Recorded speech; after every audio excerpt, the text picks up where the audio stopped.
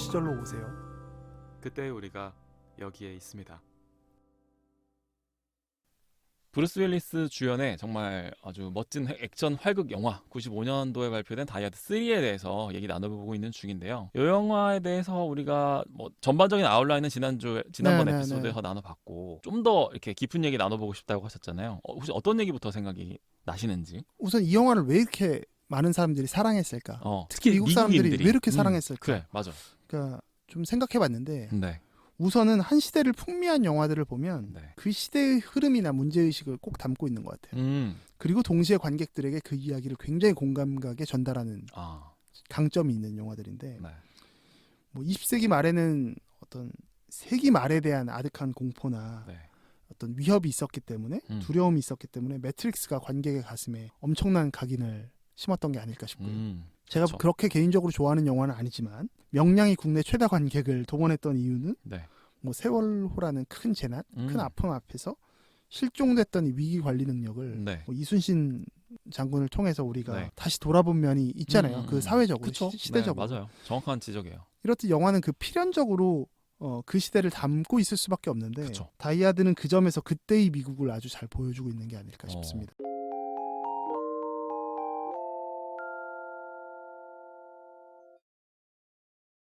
다이아드 3에서 우리가 읽을 수 있는 시대적인 건 어떤 거가 있을까요? 우선 뭐 그 당시에는 지금의 뭐 레이시즘 네. 이런 것들이 이념화돼 있기 전에 이념화돼 있었던 거죠. 네네네. 그래서 그걸 계속 문제의식을 삼고 있잖아요. 그래서 인종차별, 할렘가 문제 같은 경우가 90년대에 굉장히 많이 있었어요. 그 다음에 요 영화 직전에 이제 LA 폭동이 있었죠. 그렇죠. LA 폭동이 있었죠. 그래서 그 부분 때문에 그렇지. 계속해서 사무엘 잭슨이라는 인물이 그 인종차별 문제를 거론하고 있고요. 맞아요. 그리고 이제 월가에 대한 이야기들도 사실 나오고 있었던 시점이죠. 네네네. 그래서 이제 월가에 대한 내용으로 그냥 아예 딱 중심축으로 이야기를 받고 네. 시작하고요. 더불어 그 몇 년 뒤에 다가오는 2001년의 9.11처럼 메가시티에서 사람들이 살면서 느끼는 이제 공포감이 네. 고조되었던 때가 아닐까. 그래서 계속해서 그 테러에 대한 이야기들을 네네. 뉴욕의 테러에 대한 이야기들이 이 90년대에 굉장히 많습니다. 뭐 어떤 도시에 대한 테러나 네. 이런 영화들이 계속 나타나고 있었거든요. 다이아드 3는 사실 그런 부분들이 다 갖춰져 있었던 그 시대의 문제점들이나 많이 보여주는 사람들이 뭐 우려했었던 이야기들을 다 전달하고 있고요. 네. 동시에 인물적으로도 왜 미국 사람들이 이렇게 네. 존 맥클레인 그 브루스 윌리스를 사랑했을까도 좀 생각해봤거든요. 네. 이게 저는 그 80년대나 90년대 초반이랑 달라진 액션 스타일 모습이었던 것 같아요. 브루스 윌리스는 그 이전에 뭐 아놀드 슈왈츠네거나 네. 실베스터 스탈론 같이 무표정한 인물이 아니에요. 굉장히 친근하거든요. 멜빵 바지 입고 다니고. 난닝구 입고 다니고. 그냥 동네에서 마주할 수 있을 것 같은 사람인 거죠. 네. 미국에 가면 흔히 볼 수 있는 어떤 백인 중년 남성. 이름도 존이잖아. 존. 그냥 미국에서 존 부르면 한 그냥 500명 뛰어나올걸요? 철수 같은 거죠. 진짜.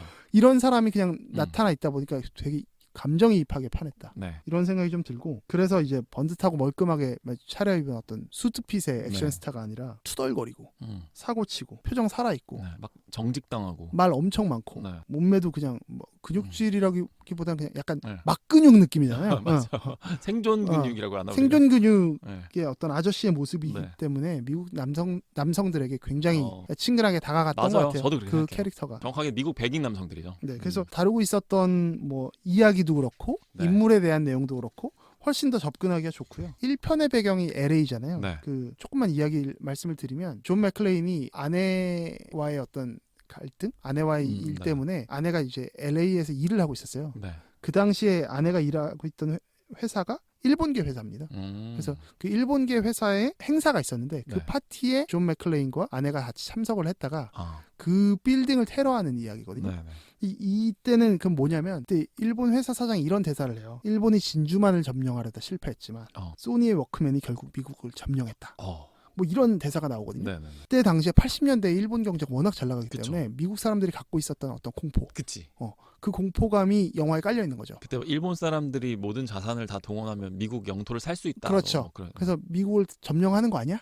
이 부분. 그래서 일본에 대한 약간의 디스도 있고 다이아드 3도 마찬가지지만 네. 원에서는 독일계거든요. 네. 그 테러범이. 그러니까 이 냉전 시대 이전에 그 나치에 대한 그렇죠. 그거를 자꾸 갖고 오더라고요. 갖고 오는 거. 그래서 이 내용으로 쉽게 말해서 미국 사람들이 그렇지만 결국은 미국이 짱이다. 그러니까 그 다 갖다 당시 보실 수 있다. 그 당시 미국 백인 남성들의 약간 액션 판타지 같은 느낌도 액션 판타지죠. 있어요. 그리고 실제 왜 그러냐면 일본 사람들이 막 이렇게 일본 경제가 미국을 침범하기 시작하면 네. 우리의 일자리가 줄어드는 거 아니야? 라는 공포가 있을 수 있거든요. 근데 그쵸. 그 안에서 미 백인 남성이 특히 블루 컬러의 백인 남성이 네. 깨부시는 역할을 하고 있을 때의 그쵸. 느끼는 카타르시스 네. 이런 부분들이 아마 백인 남성들을 미국 맞아요. 관객들을 이렇게 맞아요. 동원했었던 큰 힘인 것 같아요. 정확한 지적인 것 같아요. 정확한 분석인 것 같아요.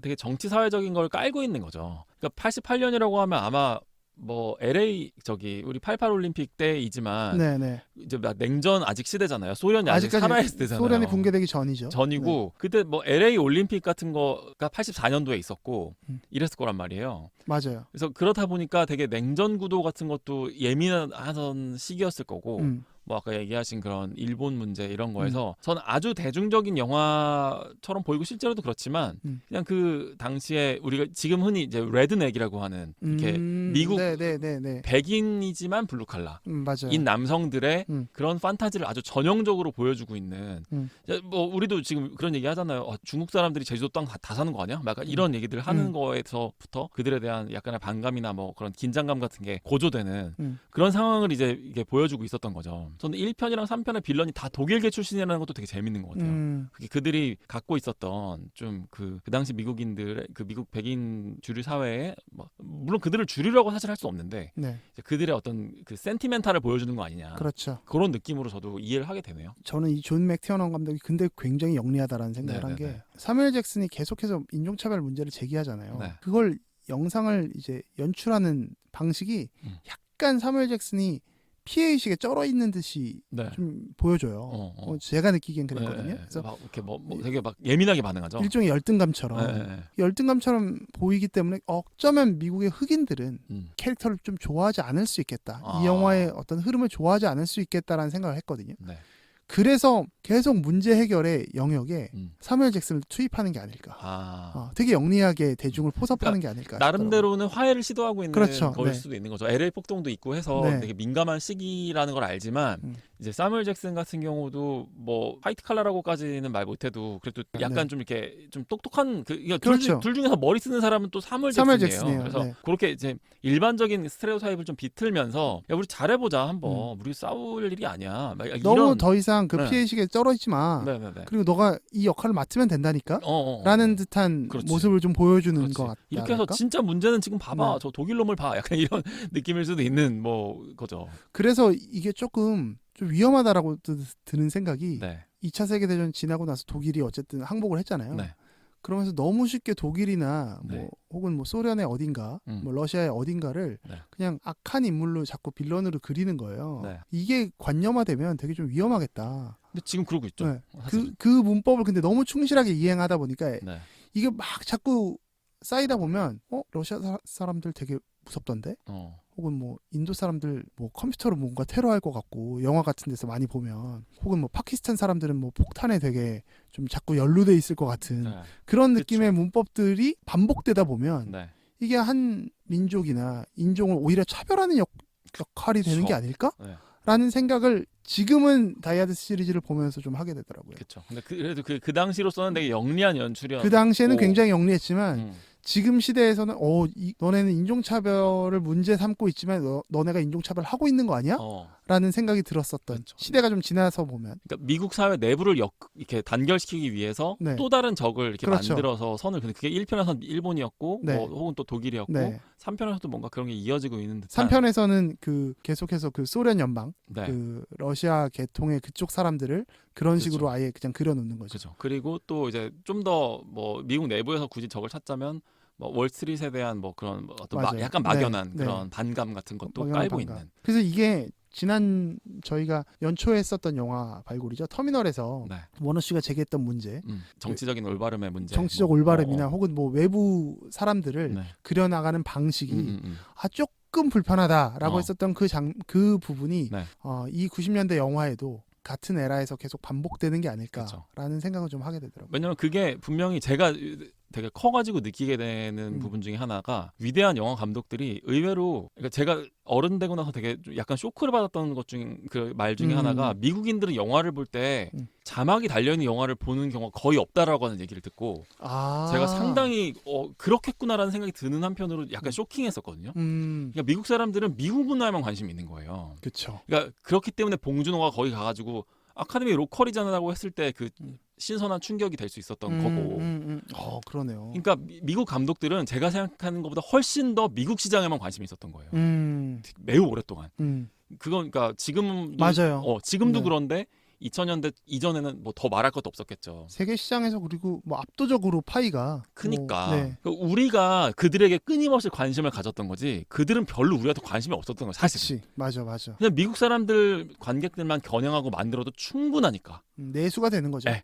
그래서 그런 은연중에 그런 본인들이 갖고 있는 편견이나 이런 것들도 그게 막 나쁜 의도가 있어서가 절대 아니고 숨쉬듯이 묻어나는 거예요. 그런 게. 그게 인디아나 존스에서는 뭐 그런 뭐 오리엔탈리즘이었고 다이아드에서도 약간 일본인들에 대한 공포나 이런 걸로 드러나는 거죠. 그렇기 때문에 사실은 저는 이 시대를 또 발굴해 나가는 게 또 재미있는 작업이기도 하고 그런 것 같아요. 그래서 한 개인이 늘 우리가 말씀드리는 거지만 한 개인이 한 시대를 거스르기가 되게 어려워요. 맞아요. 한 진짜로. 사람의 사상이 맞아요. 그 시대를 뛰어넘어서 생각하는 거는 어려워요. 약간 우리가 그건 좀 무리한 요구인 것 같기도 네, 해요. 그거는 그러니까 스스로가 스스로를 기만하거나 뭐 이러지 않으면 힘든 것 같아요, 진짜. 저희 역시도 마찬가지고. 그렇죠. 그래서 우리 시대를 우리가 제대로 평가하는 것 자체가 되게 어렵지 않나. 네. 뭐 서울의 봄에서도 이런 이야기를 했었습니다만 무작정 그 시대를 비판하고 뭐 그때 만들었었던 작품들을 비난한다는 영역보다는 네. 그 시대의 한계를 하지만 조금이나마 짚어보는 노력은 저희는 계속 해보겠다. 좋습니다. 라는 말씀이고 영화에 대한 내용은 좀 엉성하게 제가 말씀드렸지만 사실 그냥 이 영화는 그냥 보시면 아유 뭐 그냥 시간 가는 줄 모르고 볼 수 우당탕탕 있거든요. 뭐 아주 네. 재밌어요. 재밌어요. 그래서 좀 보시면 그래도 좀 즐겁게 보실 수 있을 것 같고. 네. 그 9.11 테러 이야기는 저희 다음 9.11 테러는 좀 다음 이야기에 에피소드에서 좀 해보도록 하겠습니다. 좋습니다. 그럼 두 번째 에피소드 요 정도로 마무리하고 다음 시간에 뵙도록 하겠습니다.